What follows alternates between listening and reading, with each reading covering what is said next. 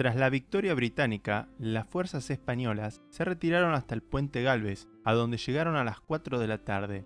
Arce ordenó que se incendiara el puente y que la línea sea defendida el mayor tiempo posible, tras lo que continuó su retirada dejando algunos cañones y sus municiones. Mientras tanto, Beresford avanzó con un reducido grupo de oficiales y soldados hasta un pequeño poblado a la vera del riachuelo, donde corroboraron sus temores al ver el puente en llamas.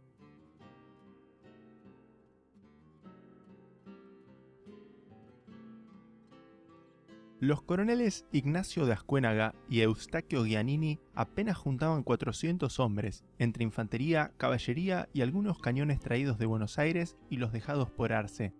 Solo se pudo levantar una defensa improvisada y retirar los botes de la costa sur para dificultar un cruce británico. Beresford pretendía pasar la noche allí, pero los españoles vieron a un grupo de ingleses iluminados por las llamas del incendio y después de un intercambio de fuego se ordenó la retirada.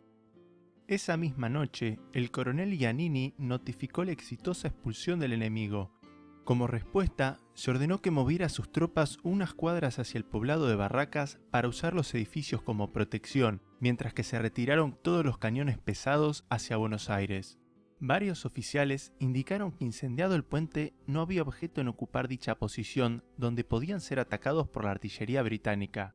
Era más conveniente encarar la defensa sobre la actual calle Montes de Oca, desde donde podrían retirarse a cubierto en caso de necesitarlo. Además, objetaron el retiro de los cañones pesados, lo que los dejaba sin capacidad de alcanzar a los británicos del otro lado del río.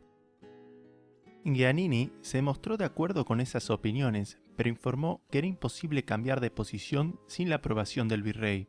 Mientras tanto, el virrey Sobremonte se acercó a la retaguardia, pero sus órdenes confusas y actitudes erráticas solo sirvieron para confundir aún más la situación.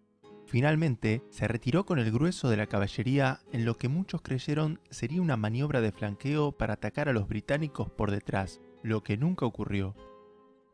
Con la salida del sol llegó el grueso del ejército británico. El 71º avanzó hacia el riachuelo para cubrir el avance de los infantes de marina, que llevaron los cañones y obuses hasta una pulpería próxima a la orilla.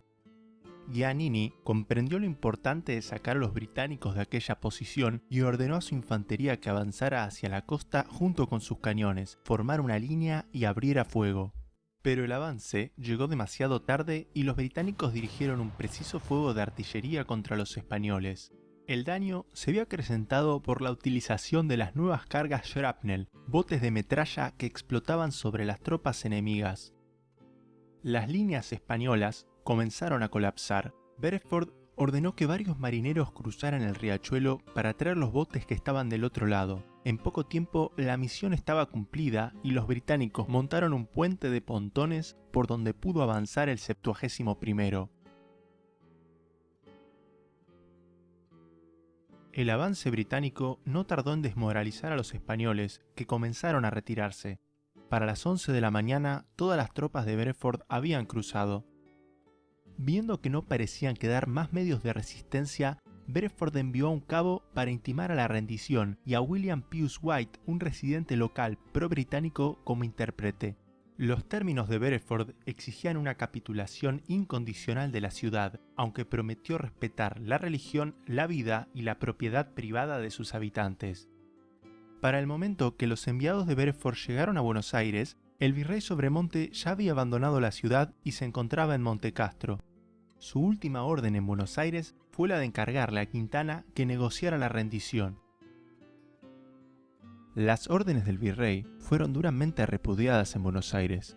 Muchos civiles, niños incluidos, se habían acercado al fuerte reclamando armas para defender su ciudad. La rendición fue vista por el pueblo como una cobardía, y no tardaron en formarse grupos repudiando la orden, amenazando con no cumplirla y continuar con el combate. Muchos milicianos ni siquiera habían visto al enemigo y sentían que aún estaban a tiempo de repeler al invasor. Pero los oficiales españoles se negaron a desobedecer las órdenes del virrey y clamaron a quienes se resistían que entregaran sus armas y aceptaran la rendición. Lejos de cumplir, muchos destrozaron sus rifles antes que entregarlos al enemigo y se retiraron llenos de vergüenza y odio hacia sus oficiales que habían rendido la ciudad sin presentar batalla.